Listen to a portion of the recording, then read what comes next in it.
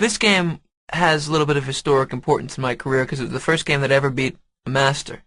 I was playing against Ed Frumkin, a lifetime U.S. master. I was only 10 years old, and it was a pretty interesting game and a nice way to break through a barrier because it was an exciting way to do it. I traveled to this tournament with my father, and we were a team traveling around the country to different tournaments here and there. And this was a very big thing because for a little boy to beat a master is a pretty big deal. So here we go. I played e4, and he played the Sicilian defense, c5. Now, I didn't know so much about the openings those days because I was focusing more on the middle game and end game as a little boy. I believe that's where you should really study chess. Studying the end game, you learn to have a feel for the pieces. You learn to understand chess, while the opening is more memorization. But at the same time, it's dangerous, and you have to learn how to figure out things that you don't know the answers to. And that's what I had to do in this game. I played knight f3, e6, d4, going for the center. C takes d4, knight takes d4. A normal configuration in the Sicilian defense. White has slightly more central control, a piece on d4 and a pawn on e4, but black has more flexibility. Black's plans are more diverse, and he's ready for a strong counterplay at any time. So I have more play immediately, but he has more potential play. Knight f6, knight c3, knight c6. And here I made a move which isn't very good. The key weakness in black's game is the d6 point, and for that reason the most normal move for me is knight d to b5, trying to sink a knight on d6. He would play pawn to d6 to defend the square. Now it's defended by the bishop and the queen. I can attack the pawn, so it's attacked 3 times. He attacks my bishop, and then I play bishop to g5. And now, the d5 square, a light square, is his weakness. I try to undermine that square and occupy it with a knight. This is a position that has been played many times. It's called the Pelican Sicilian, or the Sveshnikov Sicilian. Instead, I made the move bishop to e3. My opponent quickly responded by trying to undermine my center, bishop to b4. His threat is to take my e4 pawn. It's defended by my knight, but here we see the idea once again of the pinned piece. My knight is pinned to my king by his bishop. His threat is knight takes e4. I responded to the threat by defending it, f3. But my position here has the feeling of just barely hanging on. If I get my king out of the center, things will be okay. When your opponent's position is slightly off balance, like mine is here, you should always respond with strong central play. My opponent tried to bust open the center, d5, a good move. But here I used a pin of my own, bishop f1 to b5. Now here I have a threat. Knight takes c6, b takes c6, bishop takes c6. The knight is attacked twice and defended only once. He defended it with bishop to d7. I saw that for the center to explode right now wouldn't be so good for me. If the center opens up right now, his pin on my knight on c3 might be difficult to handle. So I decided to close things up and to eventually try to build up a kingside attack. I played bishop takes knight on c6. He played pawn takes, and I played e5, attacking his knight. He came back to g8. The other option, knight h5, would be dangerous because his knight could be trapped on h5. Notice it has nowhere to go. And there's a saying that the knight on the rim is grim. A knight on a central square controls 8 squares, while a knight in the corner of the board controls only 2, and a knight on the side controls only 4. Knights should be well centralized because their mobility increases tremendously. He played knight g8, with the idea of coming to e7 and eventually to f5, a good central square. I attacked his bishop with a3. Here he played bishop to a5, and I started a plan of trying to exploit the dark squares. I played b2 to b4. He brought his bishop back to c7, attacking my pawn on e5. Remember, always ask yourself after your opponent makes a move, what is my opponent's threat? His threat is my e5 pawn, so I defended it with f3 to f4. But here white has one more plan. If you notice, the dark squares in black's position are very weak. I want to occupy the c5 and d4 squares with knights. I already have a knight very solidly on d4, and soon you'll notice that I have my knight that's on c3 on c5. Whenever your opponent has holes in his position, and what I mean by holes in his position are squares that are deep inside his camp that no pawns can defend, you should try to occupy them with pieces and maintain the occupation. After f4, he played knight to e7, and I began my plan of exploiting his dark squares. Now I could have castled, but instead I chose to immediately occupy the dark squares. Knight a4. We already know what my plan is. A strong positional bind. He castled, and I played knight c5. He played a5. His plan is to try to undermine my queenside. I make my b4 point more solid, c3. Notice that I've delayed castling in this game. I'm not castling so quickly because I'm securing my structure first. It's often good to castle, but sometimes it's good to take care of other matters first. Mechanical moves in chess are usually mistakes. Don't castle without thinking. Sometimes you can improve your position, make a necessary move before making a useful move. But it's also very dangerous to delay castling. Make sure your king is safe. Right now he has no way of attacking my king, so there's not much problem. He played knight c8. He sees that I have a weakness in my position too, the c4 square. His plan is knight b6 followed by knight c4. Now I castled. He played knight b6, and I began my attack with queen g4. When your opponent makes a move, you should think about what his plan is, and then think about if his plan is very good, or if there's anything for you to do about it. His plan of occupying the c4 square is very hard for me to meet, but more than that, there's not much reason for me to. My plan is to attack his kingside, and I was very happy when he played his knight over to b6, because his knight on e7 was a useful potential defender. I let him believe that he had controlled the c4 square, and then when his knight was there, I used the space that had just left to attack the kingside. Queen g4. He plays knight c4, attack my bishop on e3. I moved away, bishop to f2.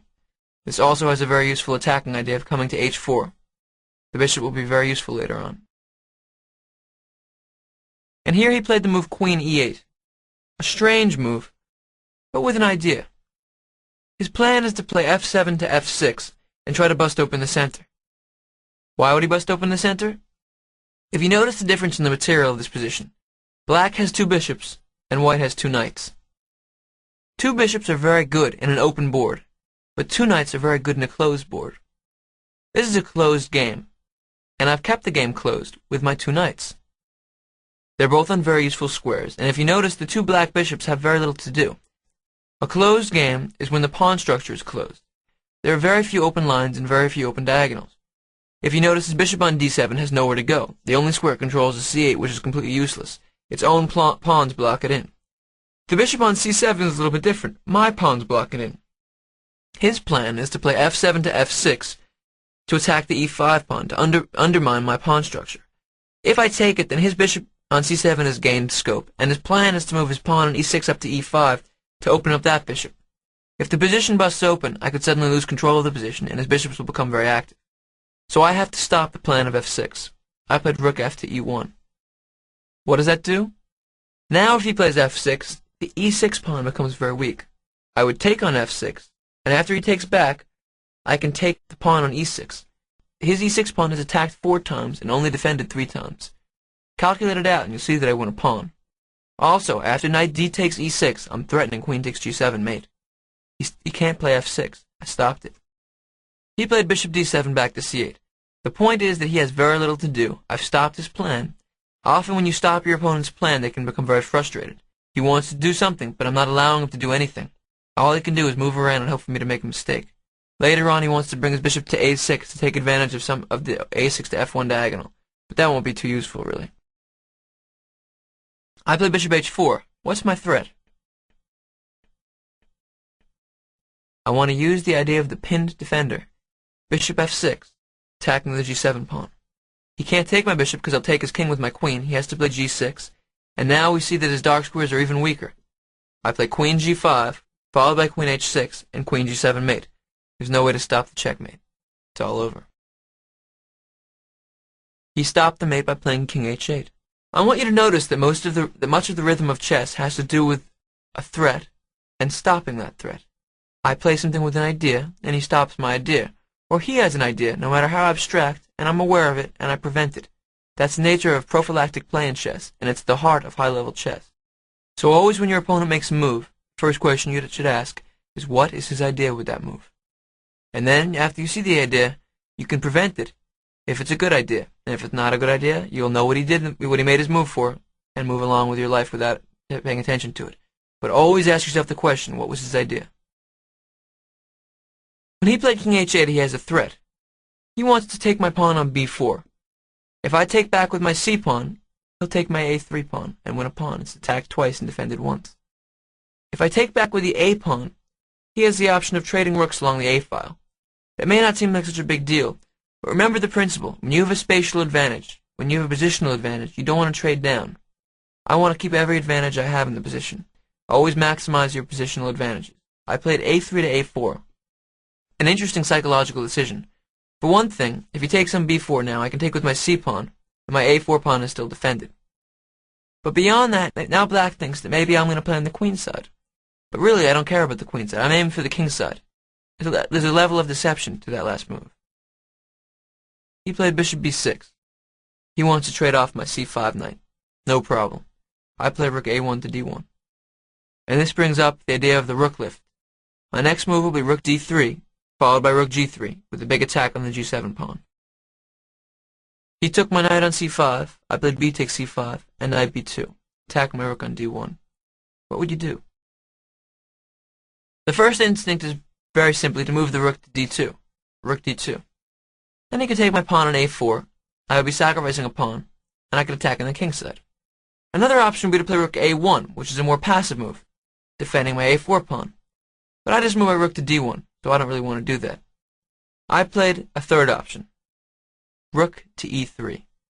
But didn't we just say that my rook on d1 is hanging? Absolutely. He can take it. I'm sacrificing a rook. At this point in the game, I got up from the board and I walked over and tried to find my father. I wanted to show him the sacrifice I just made. I wanted to see him smile when he looked at it. I knew he'd be nervous. I knew he wouldn't understand it. He wouldn't see what I had done. He'd worry if I hung my rook. I grabbed him by the sleeve. He was on the other side of the room, and brought him over. I said, "Dad, watch this." I wanted him to see my next move. My opponent played knight takes d1, just as he came over. What's interesting is that in a chess tournament, when somebody sacrifices material, it seems as if everyone senses it. At this point in the game, there was already a big crowd around my board, and I just made the sacrifice a couple minutes ago. People sense when something exciting is happening in a chess game. They smell the blood of the sacrifice. And here, from the way my dad describes it, I was only 10 years old, so I don't remember so well. I scratched my head and I looked at the board. I'm sure that I was only pretending to think, because I already knew what I wanted to do. I stopped a moment for a dramatic pause. Do you know what I played? Queen takes g7 check. A queen sacrifice. I know my dad gasped when he saw that one. Quite a move. His only option is king takes g7. You see what my idea was? Right now I'm down a rook and a queen. I better mate him fast or I'm in big trouble. Try to calculate this position. Work on it. Try to figure out what I had in mind. I have forced mate in this position. It's a long way off. It's 6 moves down the line. But it's there. My first move is bishop f6 check. If he plays king g8, I have mate in 1. I'm sure you see it. Rook g3 checkmate. He played king g6. If he played king h6, I would check him on h3. He would play king to g6, and I would play rook g3. In fact, after he played king g6, I played rook g3 right away. It's the same position. He played king h6.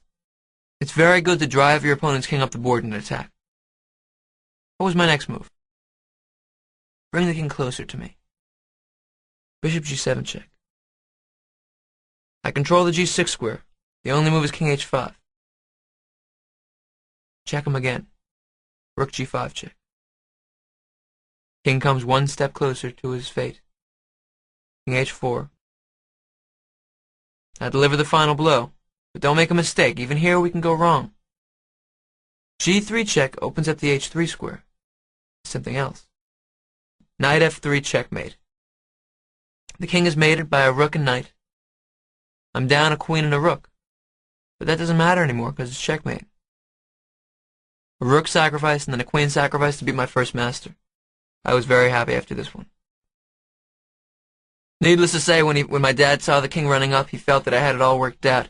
And after I played knight f3 check, my dad was ecstatic. He was a very proud dad. His 10-year-old son just beat a master.